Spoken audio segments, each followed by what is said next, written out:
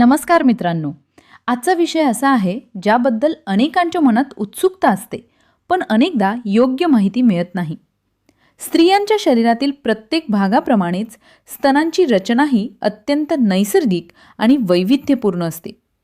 अनेक लोकांना वाटतं की स्तनांचा एखादाच आकार किंवा प्रकार सामान्य असतो, पण खरं वास्तव यापेक्षा खूप वेगळं आहे.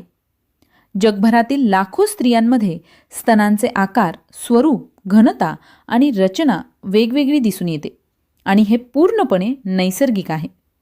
तुम्ही कधी विचार केला आहे का की काही स्त्रियांचे स्तन गोलाकार दिसतात, काहींचे थोडे लांबट असतात, काहींचे एकमेकांपासून थोडे दूर असतात, तर काहींचे जवळ असतात.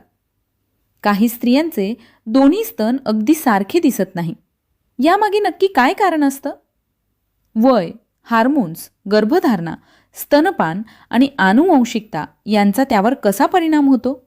आणि सर्वात महत्त्वाचं म्हणजे स्तनांचा कोणताही आकार चांगला किंवा वाईट नसतो, हे का समजून घेणं गरजेचं आहे.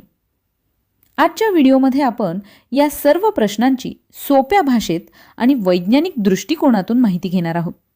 त्यामुळे हा व्हिडिओ शेवटपर्यंत नक्की पहा, कारण आज मिळणारी माहिती अनेक गैरसमज दूर करू शकते.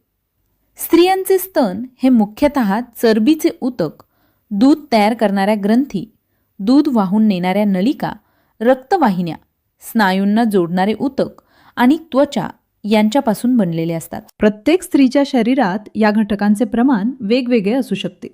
त्यामुळे स्तनांचा आकार, घनता आणि स्वरूप बदलत असते. स्तनांचा आकार मोठा किंवा लहान असणे हे प्रामुख्याने शरीरातील चरबीच्या प्रमाणावर अवलंबून असते. त्यामुळे मोठे स्तन म्हणजे जास्त दूध तयार होईल किंवा लहान स्तन म्हणजे कमी दूध तयार होईल असे अजिबात नाही. सर्वसाधारणपणे काही प्रकारांचे वर्णन केले जाते. काही स्तन गोलाकार असतात, ज्यामध्ये वरचा आणि खालचा भाग जवळपास समान दिसतो. काही स्तन अश्रूच्या थेंबासारखे, म्हणजे वरच्या बाजूला थोडे कमी आणि खालच्या बाजूला अधिक भरलेले दिसतात. काही स्तन एकमेकांपासून थोडे दूर असतात, तर काही जवळ असतात. काही स्त्रियांचे स्तन किंचित लांबट स्वरूपाचे असू शकतात. काहींचे स्तन एका बाजूला दुसऱ्या बाजूपेक्षा थोडे मोठे किंवा वेगळ्या आकाराचे असतात. वैद्यकीय दृष्टिकोनातून हे सर्व प्रकार पूर्णपणे नैसर्गिक मानले जातात. अनेकांना आश्चर्य वाटेल, पण बहुतेक स्त्रियांचे दोन्ही स्तन पूर्णपणे सारखे नसतात. आकार, उंची किंवा स्वरूपामध्ये थोडाफार फरक असणे अत्यंत सामान्य आहे. मानवी शरीरातील इतर अवयवांप्रमाणेच स्तनांमध्येही नैसर्गिक असमानता आढळू शकते. त्यामुळे अशा छोट्या फरकांबद्दल चिंता करण्याचं कारण नसते. स्तनांच्या विकासामध्ये हॉर्मोन्सची अत्यंत महत्त्वाची भूमिका असते. मुलगी पौगंडावस्थेत प्रवेश करते तेव्हा शरीरात इस्ट्रोजेन आणि इतर हॉर्मोन्सचं प्रमाण वाढू लागते. यामुळे स्तनांचा विकास सुरू होतो. सुरुवातीच्या काळात एका बाजूचा स्तन दुसऱ्यापेक्षा लवकर वाढू शकतो. काही काळानंतर दोन्ही बाजूंचा विकास अधिक संतुलित होतो. ही प्रक्रिया प्रत्येक मुलीमध्ये वेगवेगळ्या गतीने घडते. मासिक पाळीच्या चक्रादरम्यान देखील स्तनांमध्ये बदल होऊ शकतात. काही स्त्रियांना पाळी येण्यापूर्वी स्तन थोडे सुजल्यासारखे, जड किंवा संवेदनशील वाटू शकतात. यामागे हॉर्मोनल बदल कारणीभूत असतात. पाळी संपल्यानंतर हे बदल सामान्यतः कमी होतात. त्यामुळे महिनाभरात स्तनांच्या आकारात किंवा जाणवणाऱ्या घनतेमध्ये थोडा बदल होणे सामान्य मानले जाते. गर्भधारणेदरम्यान स्त्रियांच्या शरीरात मोठ्या प्रमाणात हॉर्मोनल बदल होतात. बाळाच्या जन्मासाठी आणि स्तनपानासाठी शरीर स्वतःची तयारी करत असते. त्यामुळे स्तनांचा आकार वाढू शकतो. त्यातील ग्रंथी अधिक सक्रिय होऊ शकतात आणि स्तन अधिक भरलेले वाटू शकतात.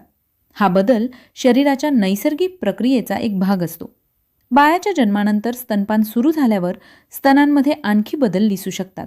दूध तयार होणे, साठवले जाणे आणि बाळाला पाजणे या प्रक्रियांमुळे स्तनांचा आकार दिवसातून अनेक वेळा बदलू शकतो. स्तनपानाचा कालावधी संपल्यानंतर काही स्त्रियांच्या स्तनांचे स्वरूप पूर्वीसारखे होते, तर काहींमध्ये थोडे बदल कायम राहू शकतात. हे देखील पूर्णपणे नैसर्गिक आहे. वय वाढत गेल्यानंतर शरीरातील हार्मोन्समध्ये बदल होतात. विशेषतः रजोनिवृत्तीनंतर इस्ट्रोजेनचे प्रमाण कमी होत असल्यामुळे स्तनांच्या ऊतकांमध्ये बदल होऊ शकतो. काही वेळा स्तनांमधील ग्रंथींचे प्रमाण कमी होऊन चरबीचे प्रमाण वाढते. त्यामुळे स्तनांचा स्पर्श, घनता किंवा आकार बदललेला जाणवू शकतो. हा वृद्धत्वाच्या नैसर्गिक प्रक्रियेचा भाग आहे. आनुवंशिकता म्हणजेच आपल्या आईवडिलांकडून मिळालेली जैविक वैशिष्ट्ये देखील स्तनांच्या आकारावर आणि स्वरूपावर प्रभाव टाकतात. जशी उंची, त्वचेचा रंग किंवा केसांची रचना आनुवंशिक असू शकते, त्याचप्रमाणे स्तनांच्या विकासामध्येही आनुवंशिक घटक महत्त्वाची भूमिका बजावतात. त्यामुळे एका कुटुंबातील स्त्रियांच्या शरीररचनेत काही साम्य आढळू शकते. आजच्या सोशल मीडियाच्या काळात अनेकदा सौंदर्याचे अवास्तव निकष समोर येतात. फोटो एडिटिंग, फिल्टर्स आणि विविध माध्यमांमुळे अनेकांना वाटू शकतं की शरीराचा एखादा विशिष्ट आकारच आदर्श आहे. पण वैज्ञानिक दृष्टिकोनातून पाहिल्यास स्तनांचा कोणताही एक परफेक्ट आकार नसतो.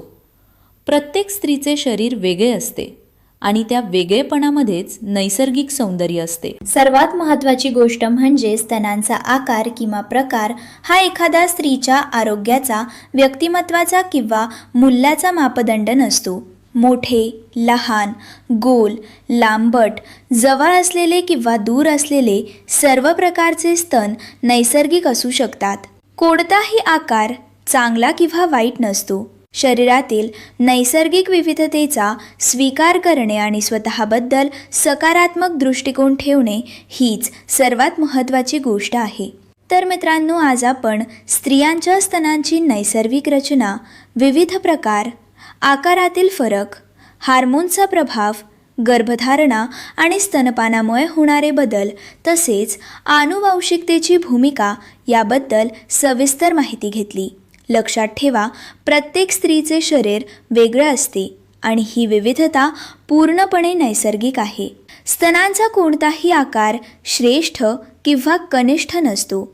योग्य माहिती, वैज्ञानिक दृष्टिकोन आणि परस्पर आदर या गोष्टी समाजातील गैरसमज दूर करण्यासाठी अत्यंत महत्त्वाच्या आहेत.